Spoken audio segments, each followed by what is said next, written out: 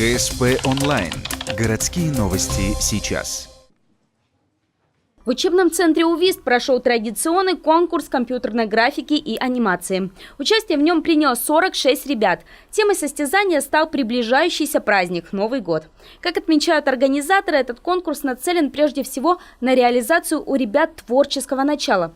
Ни для кого не секрет, что современные школьники проводят за компьютером много времени. Так почему же не привнести в это созидательный компонент? Конечно, компьютерная графика по сердцу почти всем нашим детям. Это один из самых простых способов самовыражения именно в современных компьютерных технологиях.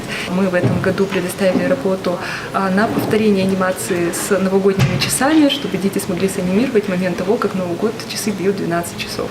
Анимировать новогодние часы лучше всего получилось у Чежина Артема. Ученик направления мультимедийной технологии, по мнению жюри, предоставил эталонную работу. Во второй номинации «Компьютерная графика», темой которого стали зимние забавы, лучшей стала Любовь Милых.